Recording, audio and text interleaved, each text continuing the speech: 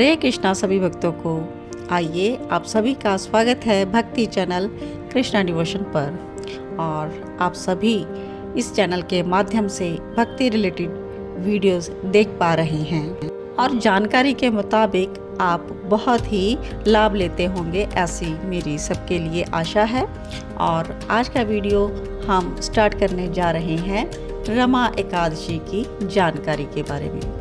तो रमा एकादशी जैसे कि सभी जानते हैं, गोविंद की प्यारी एकादशी, भक्तों की प्यारी एकादशी, पापों से मुक्त करती है एकादशी। तो रमा एकादशी कार्तिक माह में कृष्ण पक्ष की एकादशी को कहा जाता है और इसकी शुरुआत 8 नवंबर को सुबह 8:23 से हो रही है और अगले दिन 9 नवंबर तक यह सुबह 10:41 पर तक रहेगी। और उदय तिथि के अनुसार 9 नवंबर को ही रमा एकादशी का व्रत रखा जाएगा। कार्तिक माह के कृष्ण पक्ष की एकादशी को रमा एकादशी, रंभा एकादशी इत्यादि नामों से जाना जाता है। यह एकादशी दिवाली के ठीक 4 दिन पहले आ जाती है। तो रमा एकादशी का व्रत बहुत ही महत्वपूर्ण एकादशियों में माना जाता है। कहते हैं कि रमा एकादशी का व्रत करने से ब्रह्म हत्या सहित अनेक प्रकार के पाप नष्ट हो जाते हैं। तो कार्तिक का पावन मास चल रहा है और बहुत से भक्त कार्तिक का व्रत करते हैं और अगर संपूर्ण कार्तिक व्रत ना कर पाएं तो एकादशी के व्रत आप मिस ना करें। तो यह बहुत ही महत्वपूर्ण एकादशी है कार्तिक मास में पड़ने वाली। तो आइए जान लेते हैं एकादशी व्रत की पूजा विधि। आप कार्तिक माह में ब्रह्म मुहूर्त में स्नान कर ही रहे हैं, तो इसी प्रकार रमा एकादशी के दिन भी आपको ब्रह्म मुहूर्त स्नान इत्यादि करके स्वच्छ वस्त्र धारण करने हैं। भगवान विष्णु जी की प्रतिमा या तस्वीर जो भी आपके पास है उसे आप सामने रखें और प्रतिमा के सामने बैठकर व्रत का संकल्प ले लें कि भगवान विष्णु, हम आपकी प्रियता के लिए, प्रसन्नता के लिए यह व्रत कर रहे हैं, आप हमारा यह व्रत का संकल्प संपूर्ण करें। सबसे पहले तो आपको भगवान विष्णु शालिग्राम जो भी आपके पास स्वरूप हो उसे पंचामृत से स्नान कराएं।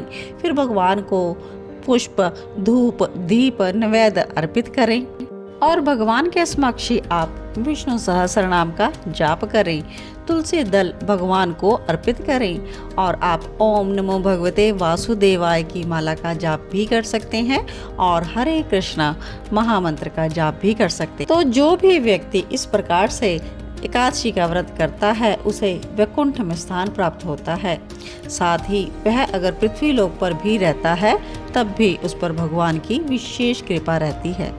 तो आइए आगे हम रमा एकादशी के व्रत की कथा श्रवण करते हैं। पद्म पुराण में युधिष्ठिर भगवान जनार्दन से पूछते हैं कि आप मुझे कार्तिक कृष्ण पक्ष में पड़ने वाली रमा एकादशी की कथा श्रवण करवाएं। तब भगवान स्वयं कहते हैं कि रमा परम उत्तम है और बड़े बड़े पापों को हरने वाली है। पूर्व काल में मुचुकंद नाम से विख्यात एक राजा हो चुके हैं जो कि भगवान विष्णु के भक्त थे और सत्या का पालन करते थे। उसी राजा के शासन काल में नदियों में श्रेष्ठ चंद्रभागा कन्या के रूप में उत्पन्न हुई।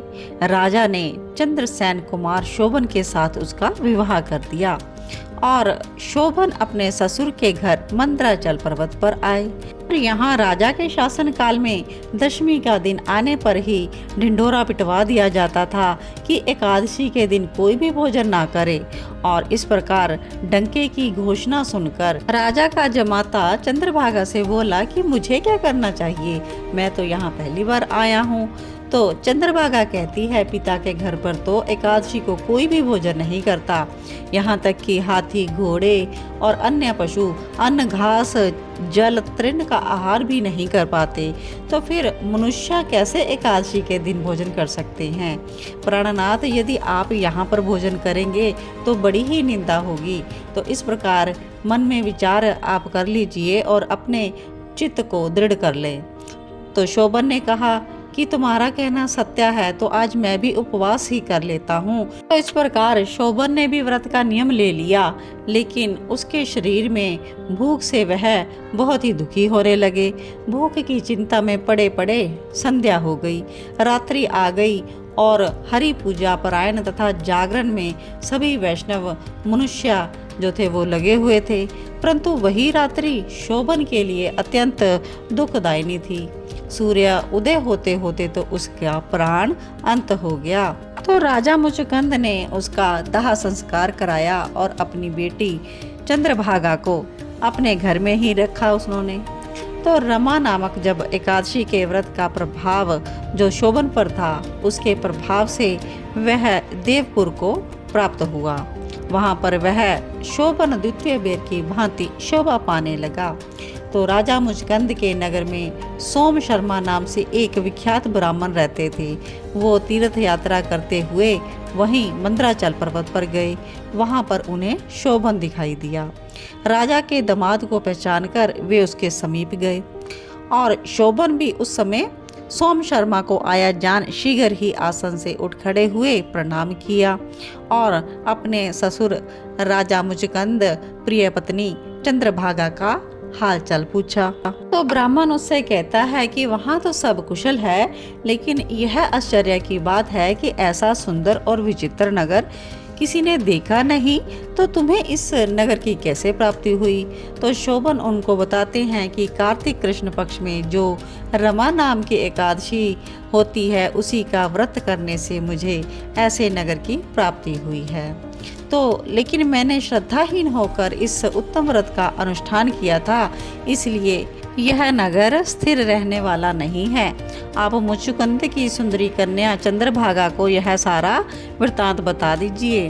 तो शोभन की बात सुनकर वह ब्राह्मण मुचुकुंदपुर में गए और उनकी पत्नी चंद्रभागा को सारा वृतांत कह सुनाया और बता दिया कि इंद्रपुरी के समान उस नगर का मैंने भी अवलोकन किया है, लेकिन वह अस्थिर है, तुम उसको स्थिर बना दो। तो चंद्रभागा कहती है कि अब तो मेरे मन में पति के दर्शन की लालसा लगी है, आप मुझे वहां पर ले चलिए, मैं अपने व्रत के पुण्य से उस नगर को स्थिर बना दूंगी। तो चंद्रभागा की बात सुनकर सोम शर्मा मंदराचल पर्वत के निकट वामदेव मुनि के आश्रम पर उसको ले गए। अब तो वहां पर ऋषि के मंत्रों की शक्ति और एकादशी सेवन के प्रभाव से चंद्रभागा का शरीर दिव्य हो गया। उसने दिव्य गति प्राप्त कर ली और इसके बाद वह पति के समीप चली गई और दोनों एक दूसरे को देखकर बहुत ही प्रसन्न हुए। और चंद्रभागा ने बता दिया कि 8 वर्ष से जब मैं थी तब से लेकर आज तक मैंने एकादशी के व्रत किए हैं और जितना भी मेरे भीतर पुण्य संचित हुआ है, उसी के प्रभाव से यह नगर कल्प के अंत तक स्थिर रहेगा, तो सब प्रकार के मनोवांछित वैभव से समृद्धिशाली भी होगा। तो इस प्रकार से रमा व्रत के प्रभाव से चंद्रभागा दिव्य भोग, दिव्य रूप, दिव्य आभरणों से विभूषित होकर अपने पति के साथ मंदराचल के शिखर पर विहार करती है। तो यह चिंतामणि और कामधेनु के समान सब मनोरथों को पूर्ण करने वाली है रमा एकादशी। तो आप सभी ने श्रवण की एकादशी व्रत की कथा, और यह एकादशी का व्रत सभी पुण्यों को प्रदान करने वाला है। तो आप सभी इस व्रत को ज़रूर करेंगे और कार्तिक मास चल रहा है, अपने पुण्यों को आप मल्टीप्लाई करें और गोविंद की प्रियता प्राप्त करेंगे। भगवान की कथा को आगे पहुंचाना भी एक भगवत कार्य है।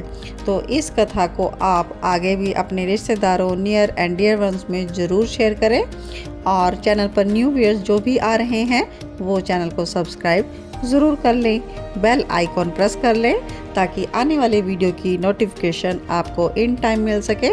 और जुड़े रहें कृष्णा डिवोशन भक्ति चैनल के साथ। जय श्री कृष्णा, जय जय श्री राधे।